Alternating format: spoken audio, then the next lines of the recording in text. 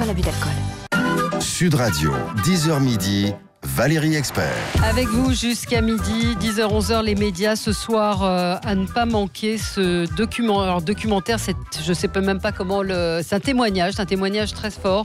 Comment se reconstruire après un viol? Est-ce qu'on peut pardonner à son agresseur? La question peut paraître incongrue. Pourtant, Mayana Bidguin, vous avez réussi à rencontrer votre agresseur. Bonjour déjà. Bonjour. Vous avez été violée à l'âge de 7 ans. 33 ans après, vous avez voulu rencontrer votre agresseur.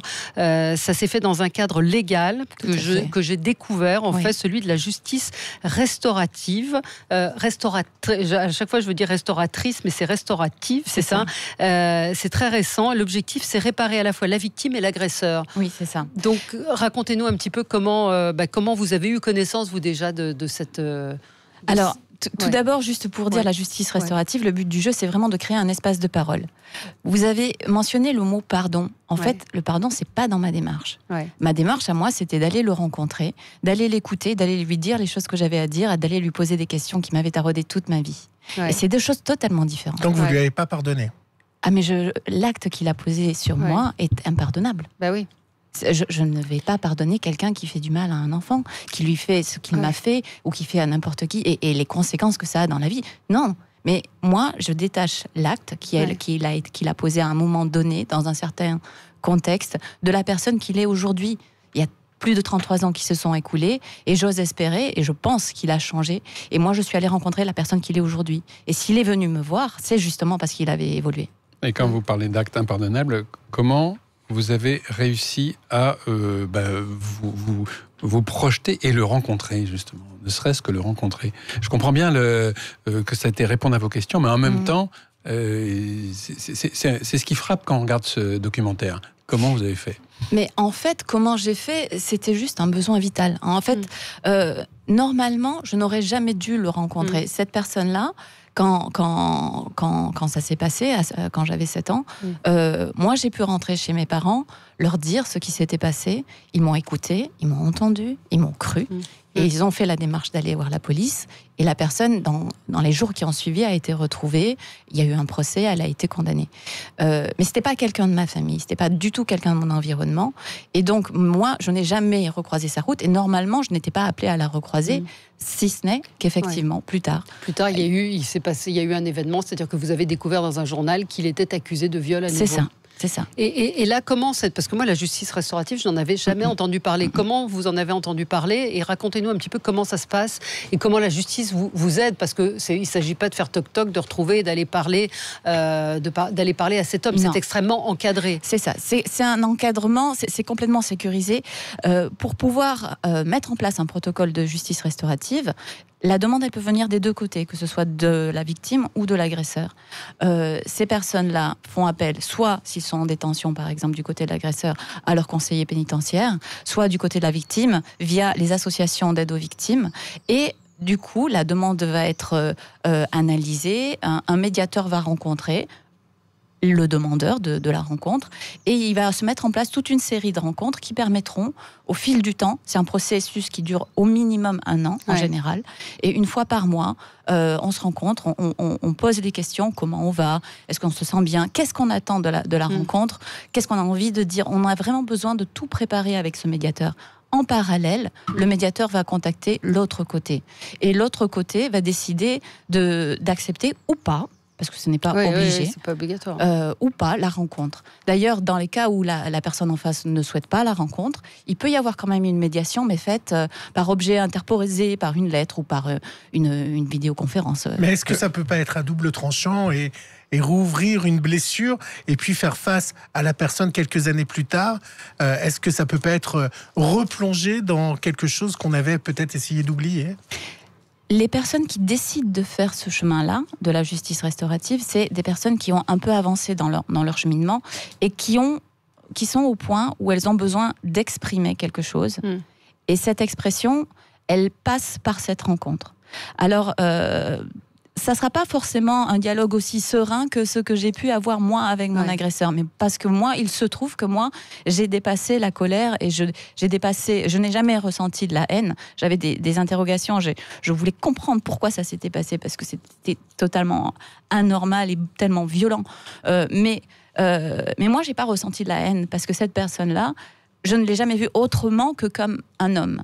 Et alors, je sais que ça surprend énormément quand je dis ça, mais c'est vrai, parce que pour moi, les monstres n'existent pas. C'est des personnes qui, à un moment donné, posent un acte. Il n'y a pas d'excuse pour cet acte-là. Mais ces personnes-là, elles ne sont pas appelées à être que ça.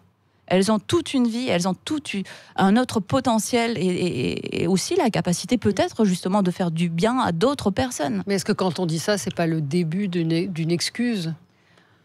C'est pas une excuse que de considérer un être humain comme un être humain. Non. Ça vous gêne pas qu'ils soient en liberté ? Alors, oui.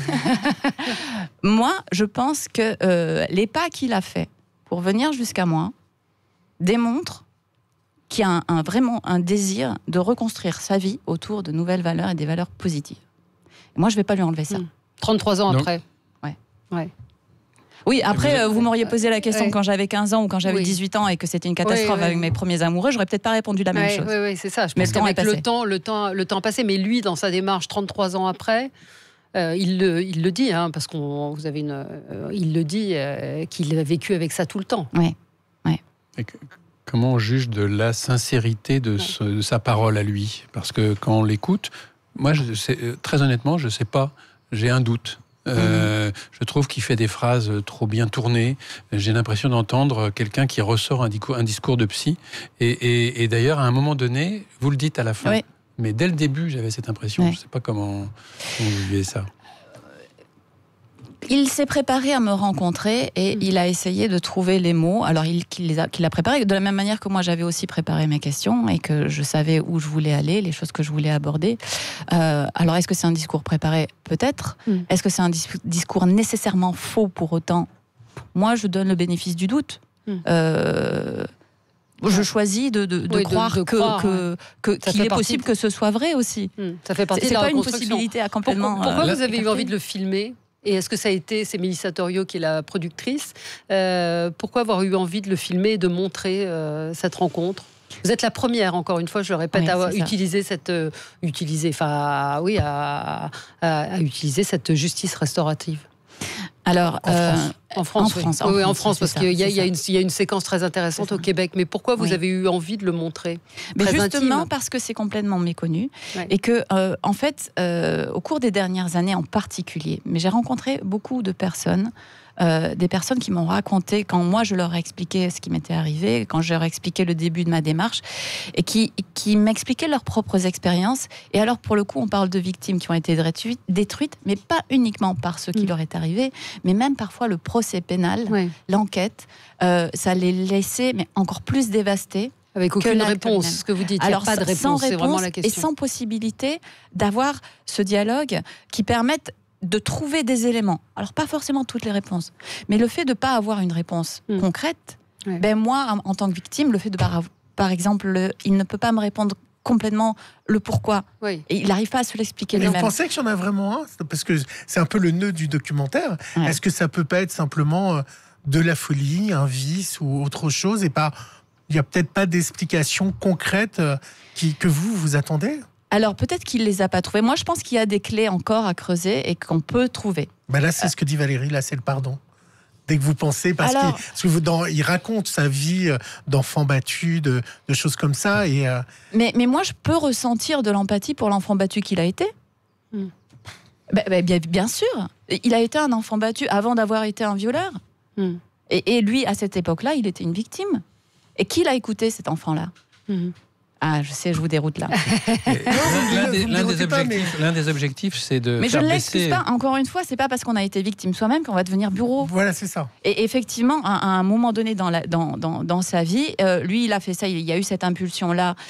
C'est tout un contexte, hein. Je n'ai pas donné tous les éléments de sa vie, mais il y a vraiment tout un contexte qui faisait qu'il avait ce sentiment d'être surpuissant et surtout que quoi qu'il fasse, personne n'irait lui chercher Noise. En fait, il a été extrêmement surpris quand les policiers sont venus et qu'ils lui ont dit que c'était par rapport à ce qu'il m'avait fait Il est tombé des nues. Mais il n'a compris que beaucoup plus tard, en fait, pendant son temps d'emprisonnement, d'incarcération, que ça pouvait avoir une conséquence. L'un des objectifs, c'est de faire baisser le taux de récidive. Vous pensez que c'est réaliste? C'est plus que réaliste, ça a été prouvé par les études à partir des cas qui ont été faits au Québec. Et en France, est-ce qu'il y a eu d'autres personnes après vous? Alors, c'est encore dans un mouchoir de poche. C'est au stade expérimental. Il y a une dizaine de personnes. Alors, il faut savoir que la justice restaurative, il y a plusieurs types d'outils. Il y a les rencontres directes, les médiations directes, comme celles que moi j'ai faites. Mais il y a aussi des rencontres indirectes. C'est-à-dire que si une victime ou un agresseur ne veut pas ou n'est pas en capacité d'aller rencontrer son propre agresseur, on peut rencontrer quelqu'un qui a fait un crime similaire et qui lui a fait aussi ce cheminement de prise de conscience et de prise de responsabilité. Un témoignage très intéressant d'un Québécois d'ailleurs qui raconte, lui qui est du côté qui a été criminel, et qui raconte comment sa vie a changé complètement suite à ces rencontres. Très concrètement, si on a des auditeurs de Sud Radio qui nous écoutent, qui seraient intéressés, qui on contacte, comment ça se passe? Alors, du côté victime, effectivement, il faut passer par les associations d'aide aux victimes. Alors, soit France Victimes, soit RIPER, soit l'IFJR, l'Institut français pour la justice restaurative. Et du côté agresseur, ceux qui sont passés par la détention, ils peuvent passer par leur conseiller d'insertion pénitentiaire et mettre en place après les dispositifs. Rencontre avec mon agresseur ce soir 20h50 sur France 5. Ce sera suivi d'un débat. C'est animé par Marina Caradancos. Vous serez sur le plateau. En tout cas, vraiment, c'est un document unique et passionnant à voir avec tous ces exemples et puis de voir. Moi, j'avais pas envie qu'on parle trop du documentaire parce que ce que je vous ai dit quand vous êtes arrivé, j'avais plein de questions et en fait, vous y répondez. Ah bon, mais ça va. Non, vous y répondez dans le documentaire, mais c'est en tout cas très intéressant. Merci beaucoup, Mayana Bidguin, d'être venue ce matin sur Sud Radio pour nous parler donc de ce document à regarder ce soir sur France 5. Dans un instant, on se retrouve avec Gilles Gansman.